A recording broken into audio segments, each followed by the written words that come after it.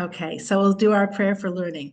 Baruch atah Adonai Eloheinu melech haolam, asher bachar banu mikol hamim, v'natan lanu et Torato. Baruch atah Adonai noten haTorah. It's Purim. So today in Israeli schools, Wednesday, today was costume day. So since tomorrow is a fast day and then Friday is actually Purim, so today was the kids had school, but everybody wore costumes. So it was very festive seeing everybody come home, and it was people had carnivals in school and a lot of excitement. So someone said, once Purim comes, the school year is over because it's Purim and then it's to get ready for Pesach. And then people like wind down and then everyone has senioritis. And then pretty soon it's like, okay, I guess it's over. So now it's like all these half days, part days, all this stuff. Anyway, it's very exciting. And Purim is definitely in the air. And so I would like to talk about Queen Esther. I know that I say this probably every year, that I'm always amazed that there is more to learn. It's like at Rosh Hashanah where you learn that there are 5,000 insights into the shofar, or all these things. It's like, how can there keep being more and more and more? And it's not like these are new ideas. These are ideas that have been around that I haven't seen. It's not like I've seen so much, but still you'd think after, we've been at this for a good 30 years. So I think I would have come across a lot of things, but there's always more. And there's always more about how things are, how we put them together. So it can even be an idea that we've heard before, but then when we layer it in a new way, it's like mixing colors. And then pretty soon you have something that's like a new concept. So what I'd like to do is to talk about two strands in the Megillah and the story of Esther. The first is about her psychological insights that she has had into Ahasuerus, the king, to know what to do in order to approach him. Now, I am going to assume that everyone's basically familiar with the story, so we're not going to be reciting the story. If anyone has a particular question, please, I welcome you to ask it. But basically, we're going to assume that people are familiar with the story, and we're kind of jump around a little bit for some understanding. So the first part we're going to talk about is Esther as a brilliant psychoanalyst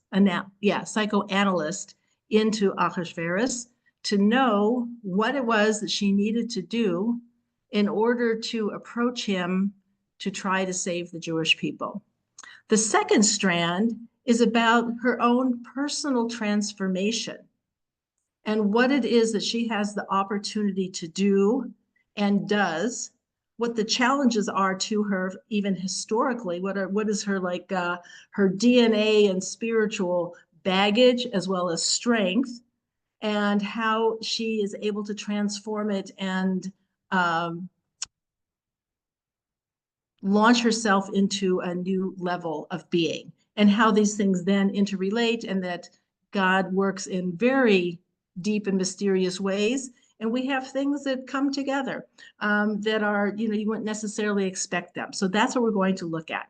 So the first thing we're going to look at is we're going to ask the question, and we're going to be mostly looking at the Megillah, which is the back of your Chumash on page 1252. So 1252 is the beginning of the Megillah. So we're looking at chapter 1, verse 1.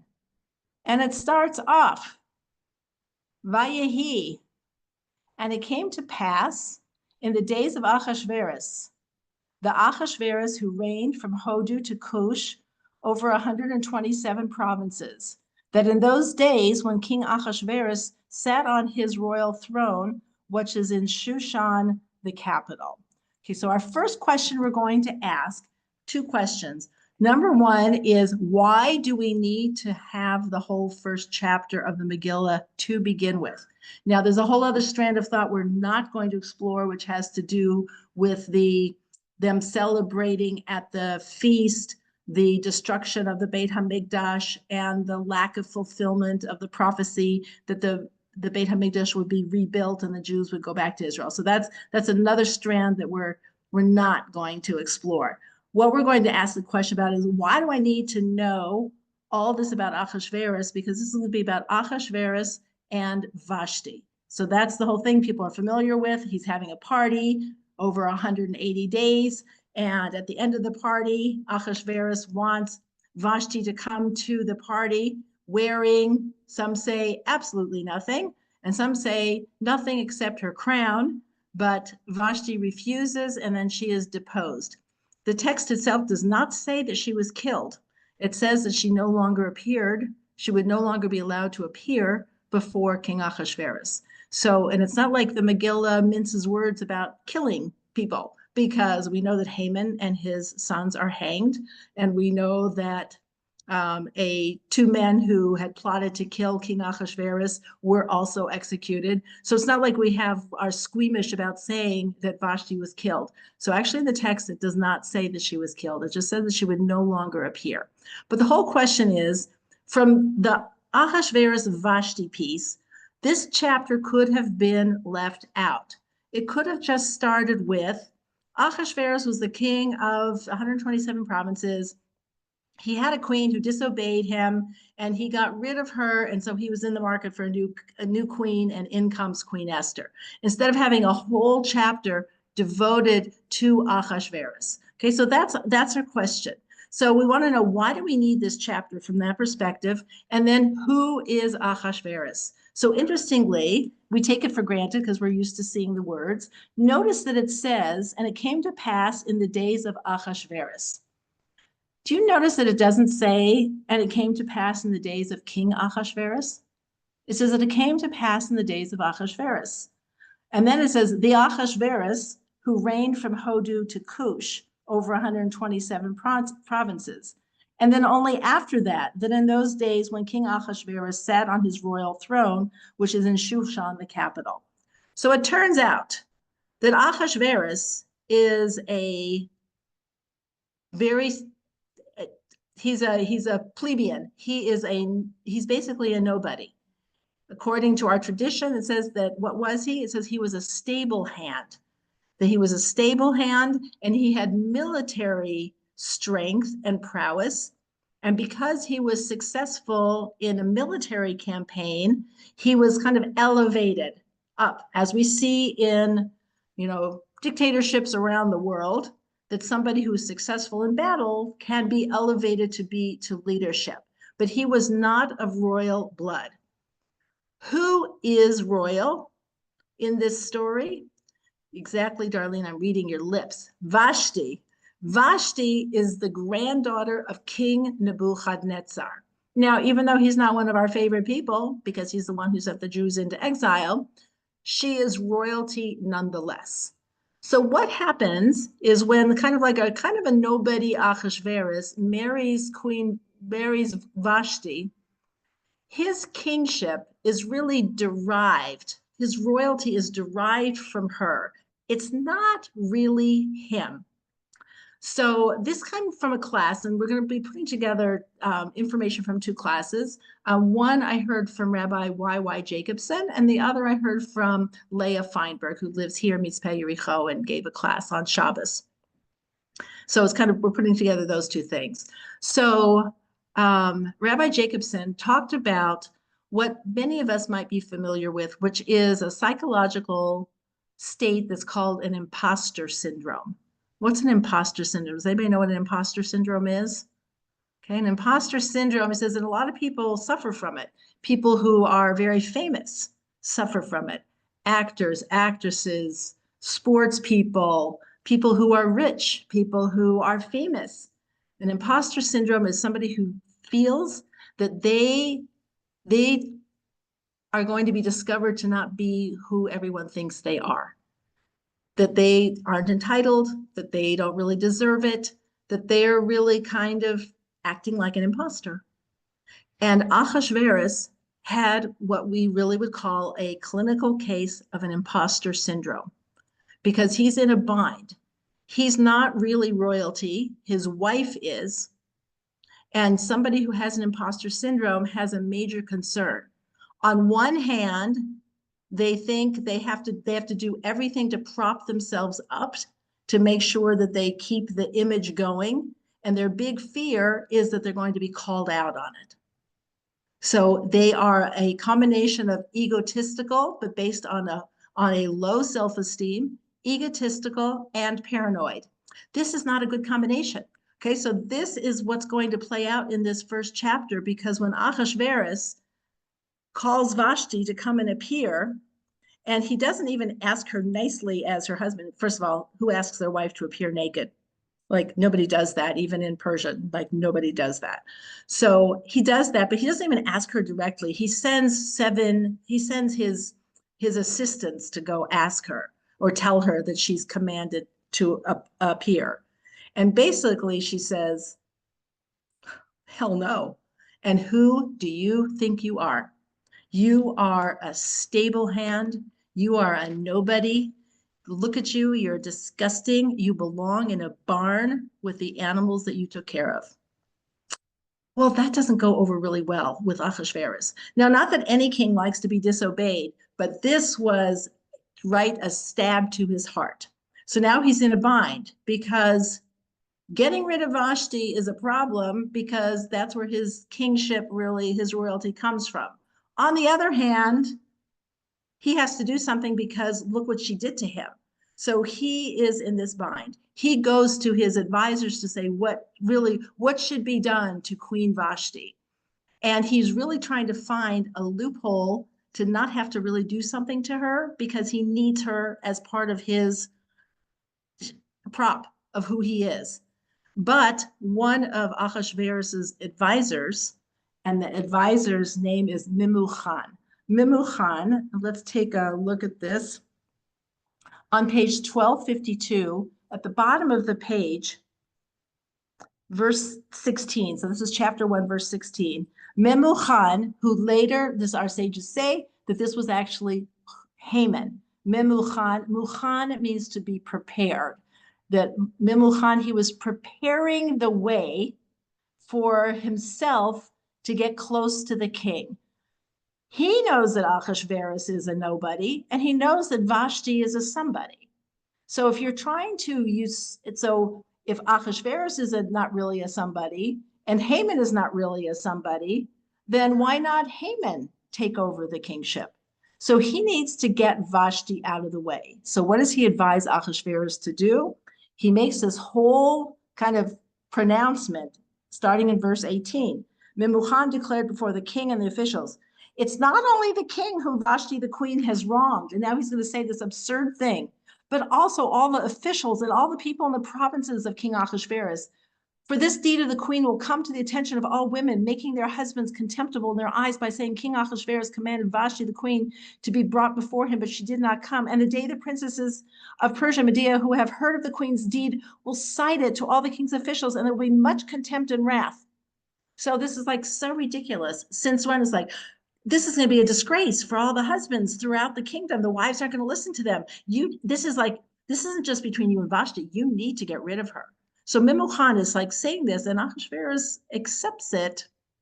He accepts it because this is his advisor, and he goes ahead and then says that Vashti will no longer no longer will be able to appear. And so if it, hold on a sec, if you go down to verse 19 in the same chapter, 119, at the top of page 1253, it says, if it pleases the king, let there go forth a royal edict from him, and let it be written into the laws of the Persians and the Medes, that it be not revoked, that Vashti never again appear before King Ahasuerus. And let the king confer her royal estate upon another who is better than she. Okay, so it doesn't say she was killed. It says that she was like deposed and her estate taken. But she's still there. And then later he's going to kind of have second thoughts about the fact that he got rid of her. But that's why they're going to have to say, oh, well, we'll find you a new queen. And then it's going to be Esther. So now we have Ahasuerus, who's queenless with no royalty around him and paranoid. Okay, so now he has to go even further in his attempts to prop himself up. So now he's going to go and get himself a new queen, and then it turns into Esther. So now we're going to fast forward to when Esther needs to create a plan to save the Jewish people. So She comes up with this plan by herself. She doesn't confer with Mordecai. She doesn't ask anybody what it should be. She comes up with it herself. We know she's going to fast for 3 days, she and her maidens, and then she's going to go to the king. So what does the plan need to be? There were a lot of options. She could have just gone to the king, thrown herself down and said, I have a terrible problem because there's somebody who wants to kill me and my people, and it's Haman. What would Ahasuerus' response be? I'm not going to touch you, Esther. I love you. The Jewish people, you know what? Haman already paid the treasury to kill them. I don't really care about them. So they're going, you're staying. So like, what's it to you? I mean, Ahasuerus was not like the paragon of virtue. It's not like, oh my God, I can't believe I agreed to that. It would have been like, that's not really a problem. So she couldn't do that. Also, there was a problem because Haman was like this with Ahasuerus. That's who he trusted. Since there had been an attempt to kill Ahasuerus, when royalty, where they say, keep your friends close to you and your enemies closer. So Ahasuerus had Haman very close to him. And we notice, remember when Esther's going to go to King Ahasuerus, she says, he hasn't called me for 30 days. Says, why did he do that? He said, nobody was allowed to approach the king unless they had been invited. Why? He was afraid someone was going to try to kill him. So if you're paranoid and you don't have, electronic surveillance, you just keep everybody away from you. So now she has to come up with a plan, and the plan is going to have to be, I need Ahasuerus to think not just that my life is in jeopardy or the Jewish people's. I have to make him think that he can't trust Haman. He has to have suspicions about Haman. I have to break up their relationship. So what does she do? What's her strategy? She invites the king and Haman to a banquet. Now, I don't know about anybody of you who are married, if you have a nice relationship with your spouse, that you invite your husband and another man to come to your intimate quarters for a meal. They'd be like, what? What? So she invites both of them to come, and Ahasuerus is already a little suspicious, as he should be. Why'd she invite him? So he goes and he's already kind of starting to think, because she knows that he's paranoid. She knows that he needs all constant, affirmation and something to support him. She knows that. So she has to do something to eat away at that. You can't just go in and tell somebody, this person's not reliable. I think we've all had situations where you think, do you ever try telling somebody that somebody else likes a lot is not a good person and is not reliable? Our instinct is like, yes, they are. You're the problem. They're not the problem. So she could not do anything directly. It had to be, I have to make him suspicious of Haman. So she invites them both. So maybe it's a hanky-panky that she did that. Those things like maybe there's something going on with Haman and Esther. So the king is a little uncomfortable. And then what does Esther say at that first banquet? Take a look on page 1256. This is at the end of the first banquet. When the king said to Esther, this is chapter 5, verse 6. The king said to Esther during the wine feast, what is your request? It shall be granted you. And what is your petition? Even if it be half the kingdom, it shall be fulfilled. So Esther answered and said, my request and my petition, if I have won the king's favor, if it pleases the king to grant my request and perform my petition, let the king and Haman come to the banquet that I shall prepare for them. And tomorrow I will do the king's bidding. Now, what's very interesting is when she went to ask the king to come to the first banquet, she says that she made the banquet for him, for Ahasuerus. So go back to page 1256. This is her first, when she first asks. Let's take a look at it. This is chapter 5. This is the first request, verse 4. Esther said, if it please the king, let the king and Haman come today to the banquet that I have prepared for him, meaning the king. So he's being told, Ahasuerus is being told, I made you, that's the him, I made you a banquet, and I invited Haman to come along too. You're so close, like maybe that will kind of work. But for the second banquet, she says, let the king and Haman come to the banquet that I shall prepare for them, meaning they together are like on equal footing. I prepared it for you and Haman. It's like, what?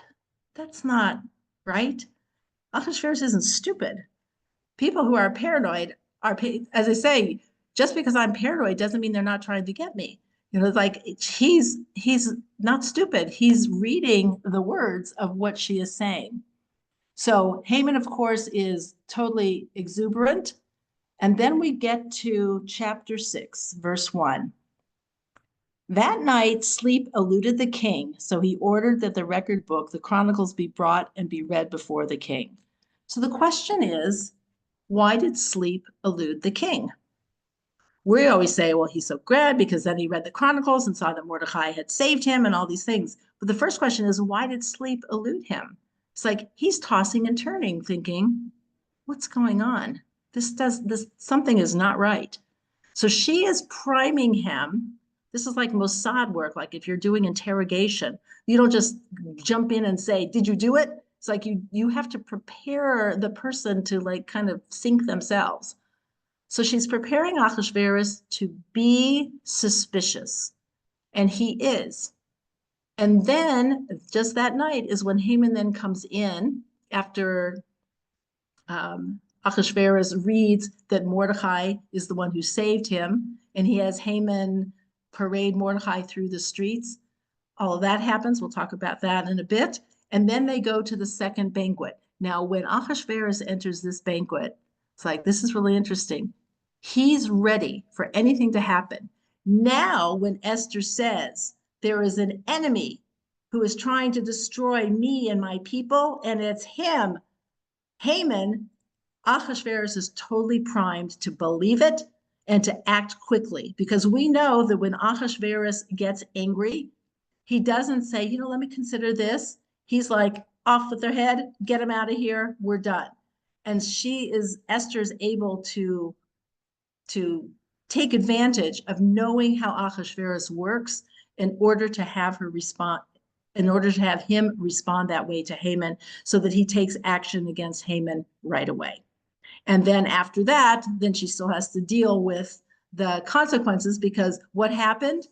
She knew that the only way Ahasuerus would get rid of Haman would be if he was personally offended by him. It couldn't be because you're planning to do something to the Jews. That's not going to cut it. Doesn't cut it today. It doesn't cut it then. It's like, it better be personal, otherwise nothing's going to happen.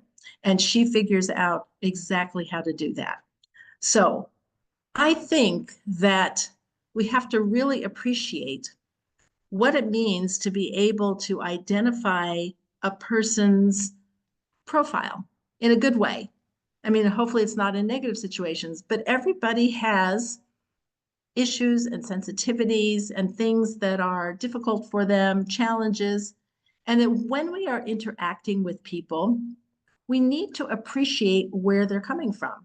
And it may be that we are engaged with somebody who has an imposter syndrome, or we have somebody, you're in a work environment and you have somebody, your boss is somebody who has a challenging relationship and they're paranoid with their boss. And so it makes things hard, because exactly how do you navigate all of this? So the ability to navigate human relationships is key. And Esther is the master of this and is able to come up with it. Now, I don't know, it's not like she was listening to podcasts. I mean, I don't know where this comes from exactly, but it was her ability that she had, that deep inner sense of knowing about being able to figure out somebody and to be able to, very good question. The first time the Esther's wisdom was revealed, So the other point when her wisdom was revealed is when she had her seven maids, and she assigned one to each day of the week so that she could keep track of Shabbos. And she always assigned the same one for the same day because she didn't want anyone to know she was Jewish. So it said that during the 6 days, she kept herself busy, was like doing work. And so the maids that were assigned to those 6 days saw her working. And then the maid that was assigned to the seventh day, to Shabbos, when she did not work, only saw her in Shabbos and assumed she never worked. So that nobody would have reason to say, oh, you were working 6 days, but I noticed, that you didn't turn your lights off, or you didn't light a candle. So like, are you Jewish? So she was able to set that up in order to keep her identity hidden. So she's one smart person, and that she's able to do that. So I think it's just very inspiring to see a Jewish women who are able to do that. Now, the truth is that this is considered a gift of women, Jewish women, because it's called Bina, intuitive understanding, to be able to understand what is Bain, what is inside, and what is kind of like the inner workings of people. And that's considered a feminine thing. So where did I hear this? I remember it was Rabbi Jacobson or maybe somebody else was saying that they did an experiment of men and women, I don't know, it was college boys, college girls, what they did, putting them in a room, like by themselves for a certain amount of time and with no distractions, no phone, no nothing, no music, whatever. And then afterwards asked them, did it like a survey, asked questions about what they were thinking about. Like what were you thinking about during that time? And the men was about sex and sports. And the women were sitting and reviewing conversations that they had had with friends, either positive or negative. They were kind of like ruminating on that. It's like we are in two different worlds. So when we talk about this Bina, this intuitive understanding, this is our nature, but it needs to be nurtured. So Esther nurtured that, and it was able to lead to our salvation.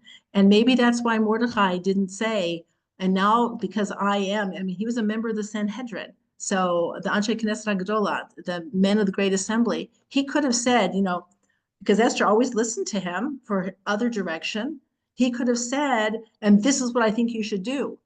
Or she could have said to him, what do you think I should do? But we don't see any of that. She comes up with the plan and she carries it forward. So just a glimpse into her greatness and how she's able to pull that off. So that's the first part of the psychological insight that she has, and she's able to develop that into a strategy that is successful. The second is her own personal transformation. Now we know that the whole time she was told, don't say who you are, because part of it was knowing that Ahasuerus needed credibility by having a royalty, having a queen. Esther is a descendant of King Saul. So just as Vashti and Vashti are really parallel. So Vashti is a descendant of Nebuchadnezzar, King Nebuchadnezzar, and Esther is a descendant of King Saul, as is Mordecai.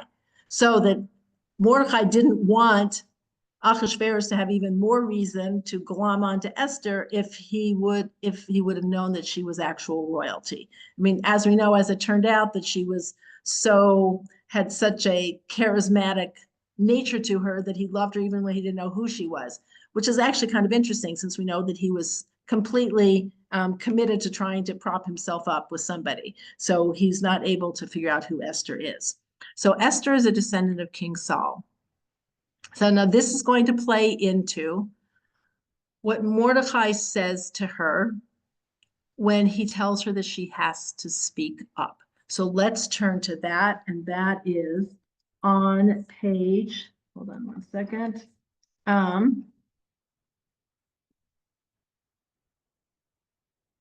Where is it? Hold on a second. On page 1256.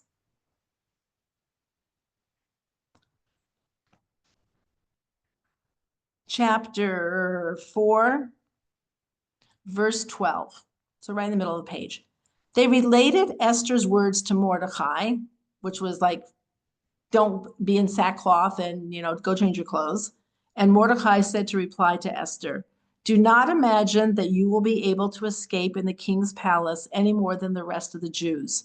For if you persist in keeping silent at a time like this, relief and deliverance will come to the Jews from some other place, while you and your father's house will perish.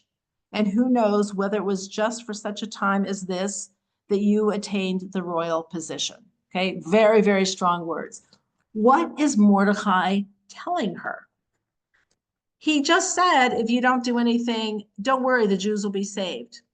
I have to say, if it was me, I would have been good, great. Well, let's go with that plan and I'll stay quiet and we'll have salvation come from some other place.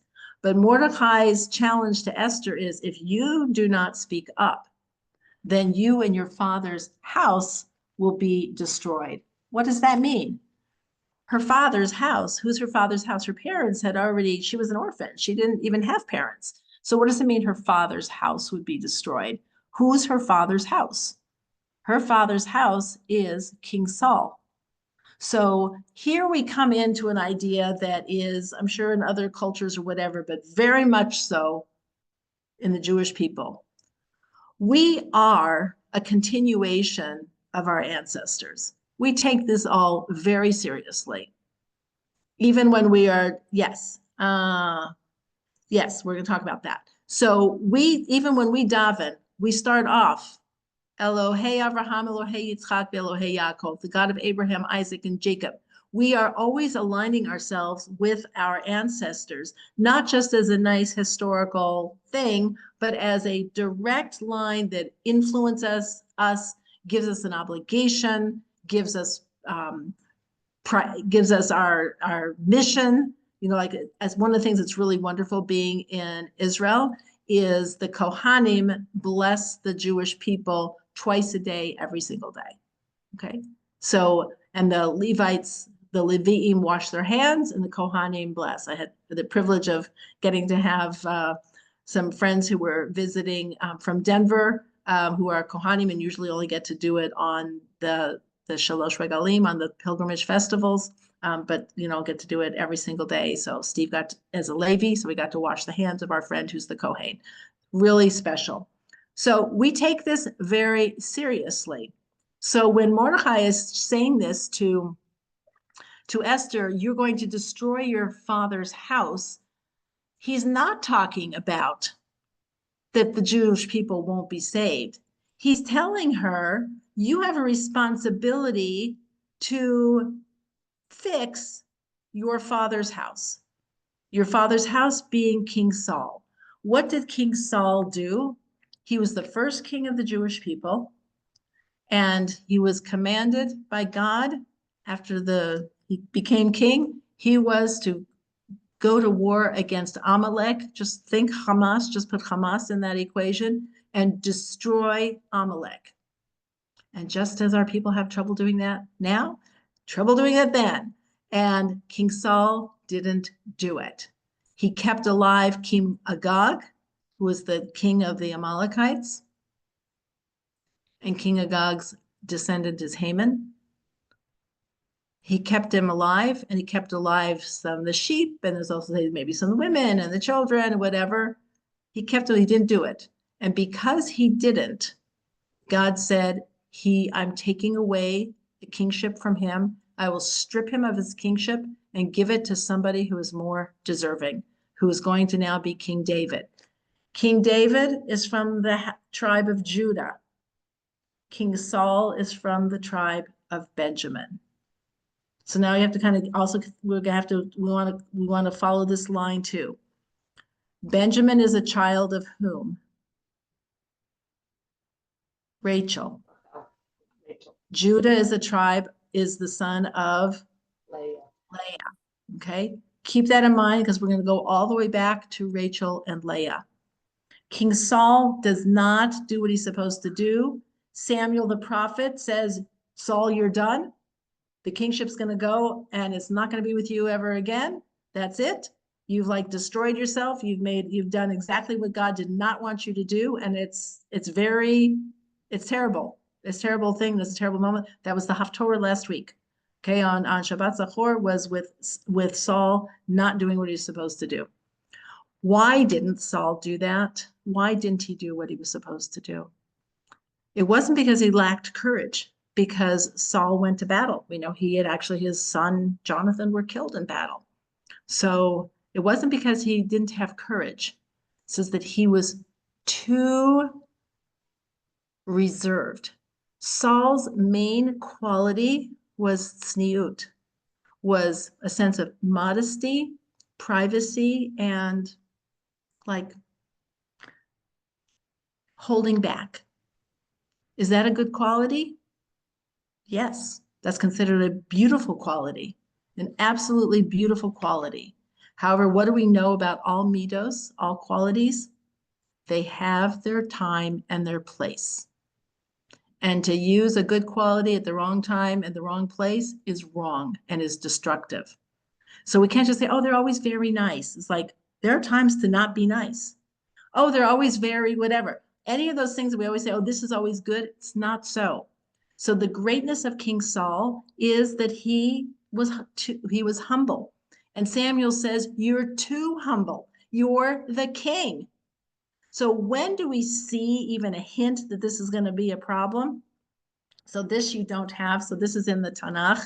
This is going to be in the book of Samuel. When Saul is first anointed and going to be the king.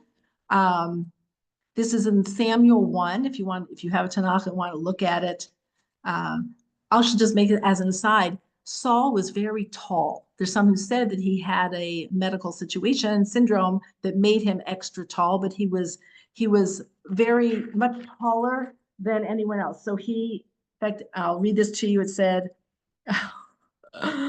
this is kind of funny. Samuel brought all the tribes of Israel near, and the tribe of Benjamin was singled out. Then he brought the tribe of Benjamin near, according to the families, and the family was singled out. And then finally, Saul, the son of Kish, was singled out. So Samuel is like making it known who it is who's supposed to be the king. And then Saul is the one, it's kind of like his name was like on the ticket. It's Saul, he's going to be the king. And where was Saul? They searched for him, but he was not found. They then asked Hashem further, has the man arrived here? She was like, is he here? It's kind of like you're having like a Miss America contest and and the winner is Saul. Where is he? Okay, it's like, he wasn't there. It's like, did he like not get the memo that he was supposed to come? And Hashem has to reply and said, he's hidden among the baggage. So this was a gathering of the Jewish people, and where's Saul? He's like hiding, like, I can't believe this is really me, even though he'd already been told, and he's hiding among the baggage. So now this is a little bit like Moshe at the burning bush, where he's like, no, I don't speak well and I can't be, and like, go choose somebody else. And finally God gets mad at him and says, I'm sending you. So on one hand, God doesn't choose the leaders who are like, me, like pick me, I want to be king. So we don't want that person. So the idea that the person is reticent and modest and shy, that's good. However, there's a problem with it. And what happens? They ran and took him from among the baggage, and he stood in the midst of the people. And then he stands up and he has a very commanding presence. It says he was taller than any of the other people from his shoulder upward. Okay, he had like a long neck or something. He's like very tall. Samuel said to all the people, have you seen the one who Hashem has chosen? There is none like him among all the people. And all the people shouted, saying, may the king live. Samuel then told the people of the protocol of the kingship, because this is the first king, so they have to be told about it. He wrote it out, everything. Samuel then sends away the people. Then Saul went to his home, and with him went the army. But then it says there were base men, like no good men, who said, how can this person save us? Like, who's this? Nobody. They ridiculed Saul and did not bring him a tribute, because that was supposed to be, you're supposed to give a tribute to the king. But guess what? It said, but he, Saul, remained mute. He didn't say anything. And the word that it says is vayehi, and remember this word, kama charish, charish. Now this is like the not saying something. There's lots of words for being quiet. Maybe in camp you had sheket bavakasha. So there's sheket, which means quiet, stop talking, when you're that kind of sheket. Then there's charish, which is the quiet when you should be saying something. That's why I said he was mute. It's like, you're supposed to say something. Once you're the king and you have people who are like, who's this guy? That is an offense. He should have said something then. But he's like, oh, no. So he didn't say anything. This was the first sign that there was going to be a problem.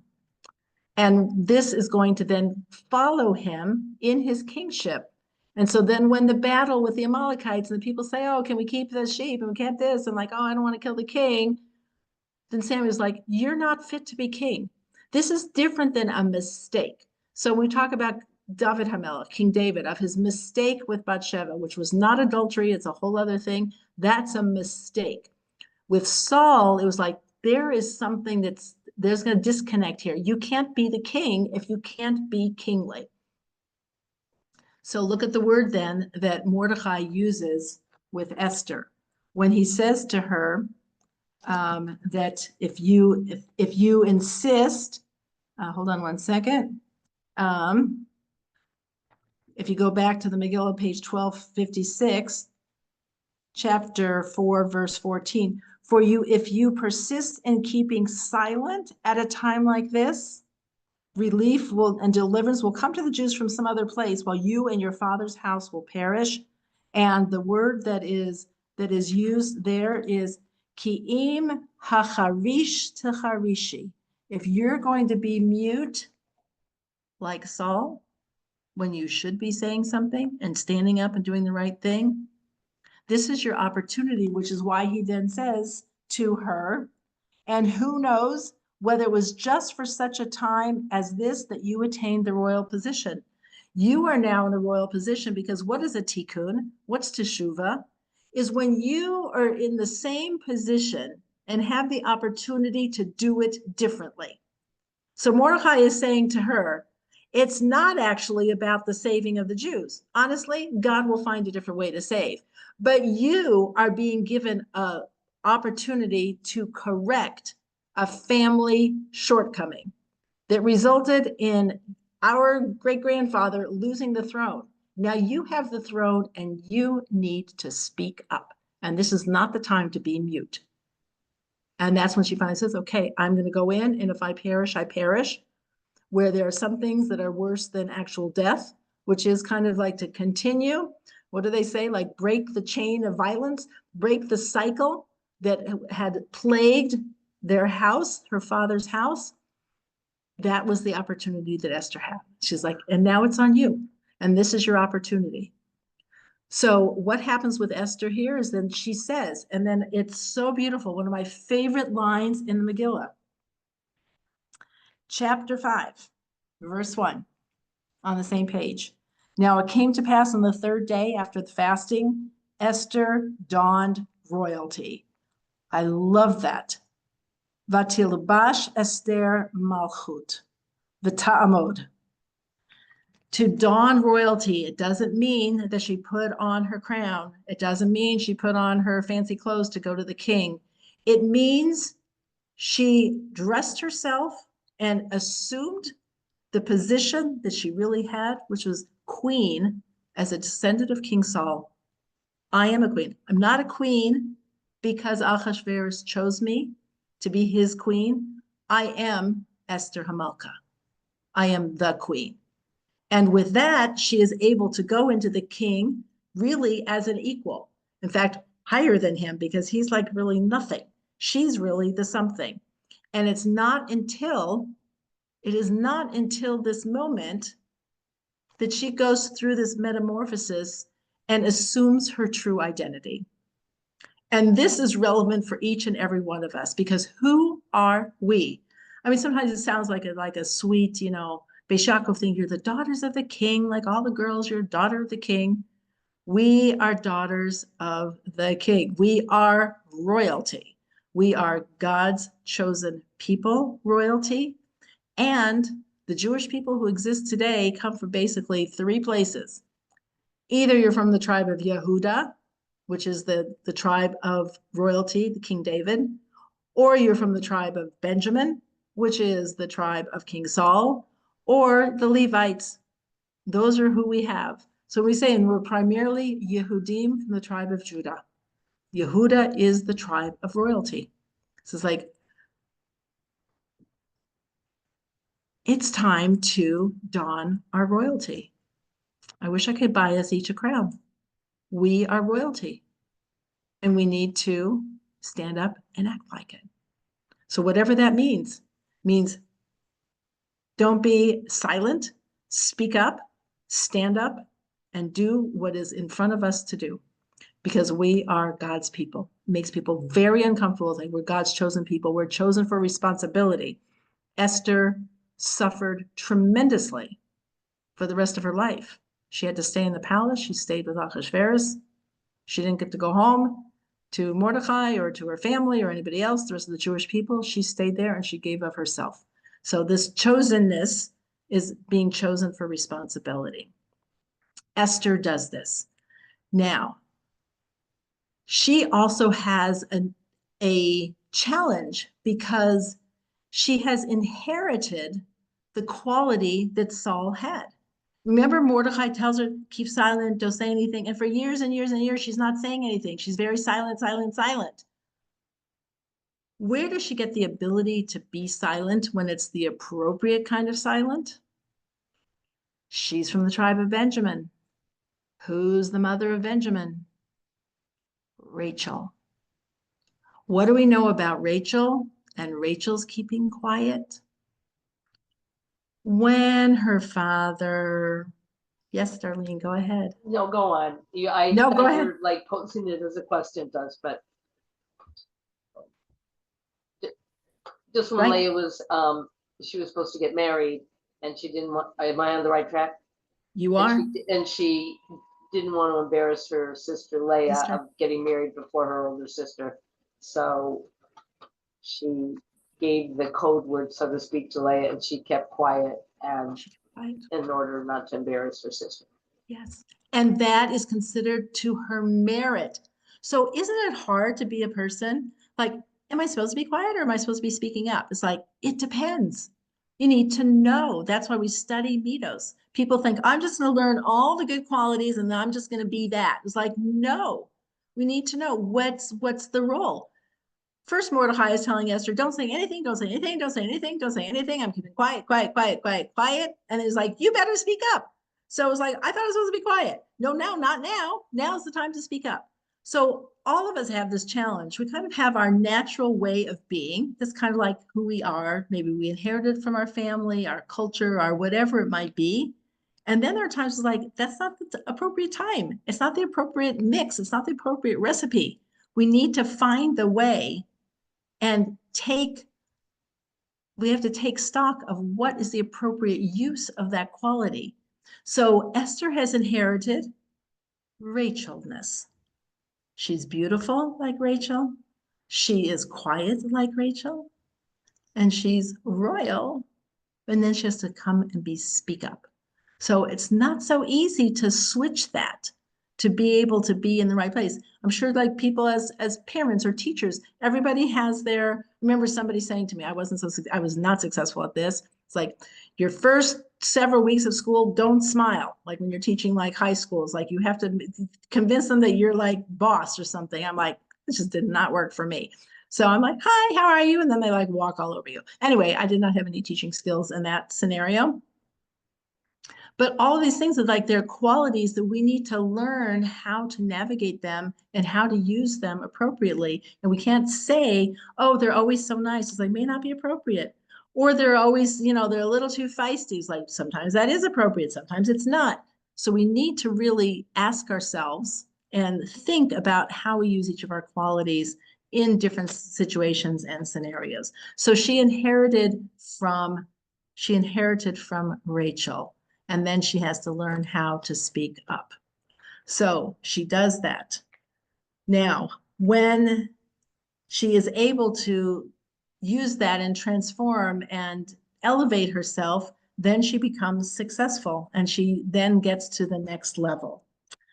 The other thing that Esther does, I'm getting mixed. The other thing that Esther does is she uses the strategy. If we remember, Haman is a descendant of Amalek. So when you're trying to figure out what to do, it's smart to think about what did people do before. Just as an aside, I don't know if you saw that one of the, I think it was Agam, they took her, I think it was her, or maybe somebody else, to Joseph's tomb in Israel, because talk about somebody who was, remember, he was in prison for a long time. We kind of skip over that, but he was in a pit. He was in prison. Joseph was in prison and took her there. I think it was, I don't know, it was her or somebody else. But one of the hostages is like, let's go visit Joseph, the original person who was abducted and sold and kept in a pit and kept in prison. Anyway, as an aside, what is Esther's strategy also going to be? So we talked about her psychological piece. So that was true. And we talked about how she's metamorphosizing and doing a tikkun on the Saul factor and not being quiet. But then she has a third piece, which is the history of Amalek. Who's the first person? Who are the first people to fight against the Amalekites? Like, when does that happen first? When did that happen? It's when the Jewish people left Egypt after they crossed the Red Sea, and then Amalek attacked. And the strangest language, I think it's always been very strange. Turn to page 391. 391 takes us back to that first battle. Very strange language. The Amalekites are pursuing the Jewish people to attack them. Okay, Moshe, the Jewish people are in the desert. Page 391. This is chapter 17, verse 8 in Exodus. Page 391. Amalek came and battled Israel and Rephidim. Moshe said to Joshua, choose people for us, next page, and go do battle with Amalek. Tomorrow I will stand on top of the hill with the staff of God in my hand. Joshua did as Moses said to him to do battle with Amalek, and Moses, Aaron, and Hur ascended to the top of the hill. Okay, then we have the whole thing, raising hand, lowering hand, et cetera, et cetera. The surprising word in there is tomorrow. Since when you have a battle, if somebody is pursuing you, is like, you know what? Tomorrow I will go up on the mountain. Lots that is written about this, but this is going to be what we're going to focus on here. Why tomorrow? It says, we talk about the quality of Zerizus, about alacrity and moving quickly. And is that a good quality? Yes, except when it's not. And sometimes machar, tomorrow, means sleep on it, think about it, strategize, and pay attention to new information. So the machar aspect is in using against Amalek is take things a little slower. What would make Moshe think that slow is the way to go with Amalek? So it turns out, remember that Amalek is a descendant of Esav and we're a descendant of Jacob. Do you remember when Jacob and Esau finally meet up? And Jacob, this was after the fighting with the angel, the whole thing. And Esau says, Jacob, you and I and our families will all go together and we'll travel together. And what does Jacob say to his brother, aside from not wanting to be under the bad influence of his brother? But what he says is not just well, we'll catch up with you later. But if you go to page 179, he says to Esav, grandfather of Amalek, But he said to him, Jacob says to Esau, my Lord knows that the children are tender and the nursing flocks and cattle are upon me. If they will be driven hard for a single day, then all the flocks will die. Let my Lord go ahead of his servant, and I will make my way at my slow pace according to the gait of the drove before me and the gait of the children until I come to my Lord at Seir. What's the operative word? Slow. I'll come slowly. We're going to be at a different pace. And in fact, we see throughout the Torah that all of the kings from the descendants of Esau were all well established before there was any Jewish kings at all. It's like they're the quick ones. They're like chick chock. And Jacob was like, I'm going to take it slow. We're going to go slow. So when it comes to Jacob versus Esau, it's like you coming fast, we're going to go slowly. Not slow plotting and not slow like we're delaying. We're slow because we're thinking. We're slow because we have our planning. We're slow because we're going to wait to see what unfolds. So we have Jacob and Esau slow. We have Moshe saying to Yehoshua, to Joshua, when it's fighting against the Amalekites, tomorrow I'll go up on the hill. Tomorrow itself is the answer. More than like the next day, it means I'm going to wait to see what's happening, to have more clarity about the matter. Even how we might say to ourselves or to a child or someone, why don't you sleep on it? Why don't you wait and see, what you think in the morning? Sometimes things look different. What does Esther do? She does the same thing. So let's go back to the Megillah on page 1256. And what does she say? I'm sorry, 1257. It starts in 1256 at the bottom of the page. So Esther answered and said, my request and my petition, if I have won the king's favor and it pleases the king to grant my request, etc., let the king and Haman come to the banquet that I shall prepare for them. And tomorrow I will do the king's bidding. So we already talked about one aspect of the tomorrow had to do with that she wanted to really get Achashverosh's psychological thing going. But the other strand has to do with how do you deal with Amalek? You say tomorrow because I need to see if I get more information. I have to see what happens. And does anything happen between the first banquet and the second banquet? Oh, yes, it does. That's when the king can't sleep. That's when he opens the Chronicles and reads about Mordecai. That's when Haman comes in with his plan to hang Mordecai. But instead, he's going to end up walking Mordecai through the streets. And all of this happens between the first and the second banquet. So is day 2 really a duplicate of day 1? Not at all. Day 2, Machar, unleashes a completely different, the trajectory of the whole event is different. No 2 days are the same. Machar is like, let's see what happens tomorrow. So now, is waiting till tomorrow always a good idea? No, don't put off for tomorrow what you could do today. But sometimes it is, tomorrow will be a better time if we use the time, the intervening time, to see, am I gaining more information? Is something going to happen? Will there be a result? What's going to happen with the change here?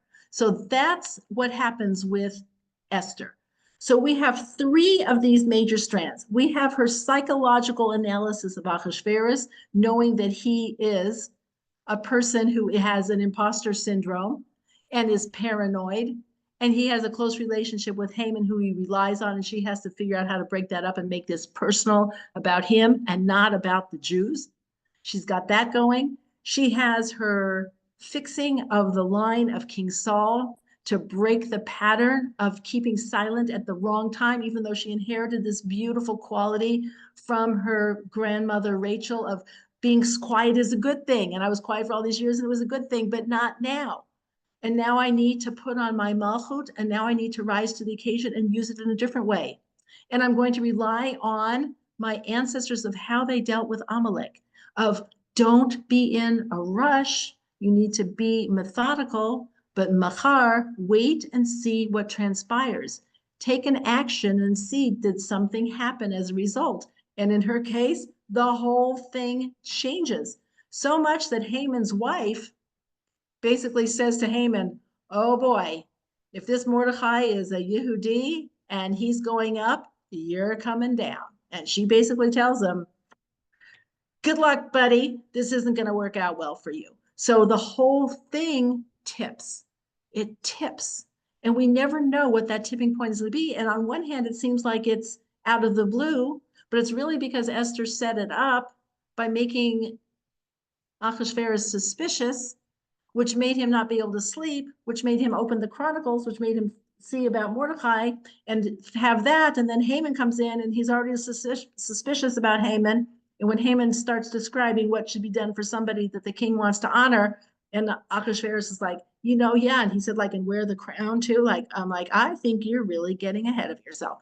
So she has it all set up, but it allows then things to take their course. So we think that we have to do everything, but sometimes it's just the small things that we do that change the dynamic of what's going on. I always like the metaphor of the mobile. You move one little thing on it and the whole thing moves. So she was one person acting on a whole system, but one person acting on a system can change the system. So she is our hero. She had so many things going on. I think we can appreciate each and every aspect of what she was able to give the Jewish people. And it's no wonder that the Megillah is not called Megillat Esther Mordechai. It's not Mordechai and Esther's Megillah. It's Megillat Esther, that she is the one, she is the pivotal person who brings the Jewish people to this place for Hashem to save us. But she's saving herself. She's acting in the way that she knows how. And she also, she doesn't do something where she doesn't try to have Haman be killed by someone else. That's not going to work. She figures out just the right way to make the whole thing work as best as she could. So it's such an incredible inspiration. We should just feel blessed that we are in her camp and on her side, and to take to heart in ourselves of what are the qualities that we have, how are we using them? Have we kind of fallen into a rut of like, I'm always like this, and like maybe there are times to not be like that? And what have I inherited from my family? Does my family have a way that's always dealt with certain things and maybe it needs to be kind of modified? All of these things are up for question and for thought for the holiday of Purim as we celebrate this incredible joyous day. So I want to wish you should have an easy, meaningful fast tomorrow. Our fast should bring, this is I think Darlene shared this with me today, which I really appreciated, that usually the people who live in Jerusalem and Yerushalayim celebrate Shushan Purim, which is the day after regular Purim. But because it falls on a Friday, Purim is on a Friday, it's more complicated. For this year, everyone will be reading the Megillah Thursday night and Friday morning. And the people who celebrate Shushan Purim, it'll still be Purim for them on Shabbos. They'll actually have the addition to their prayers of the Al Hanisim, and they'll have a Torah reading that is about Purim. And then on Sunday, they'll have their Seudah, they'll have their meal. So it's called a Shushan Mishulash. It's like a three-pronged Shushan, is this three-pronged holiday that they're going to have, like starting tomorrow with the fast, tomorrow night with the Megillah reading, Friday morning with the Megillah reading, going to Shabbos, it's still Purim, and then Sunday, the Seudah. So it's like the maximum thing. So when the Jewish people are united, all celebrating this, it should just trigger the same saving power that was, as we're going to say in the blessing, Bayamim Hahem, at those days, Bazman Hazeh, at this time for us. And all of the hostages should be released. Anyone who's injured should come home. Everyone should be healed, and we should have a true salvation.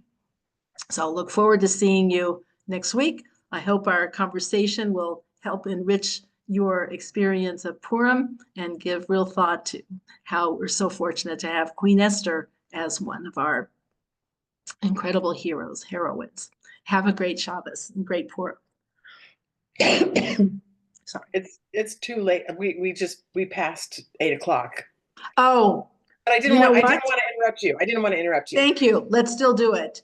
Let's still do it. We'll still do it. Shema Yisrael Adonai Eloheinu Adonai Echad. Thank you, Patricia. Yeah, thank you, Patricia. Thank you, Ellen. It was unbelievable. So inspiring. Thank you for joining me for it. It was exciting to get to share it with you. Thank you.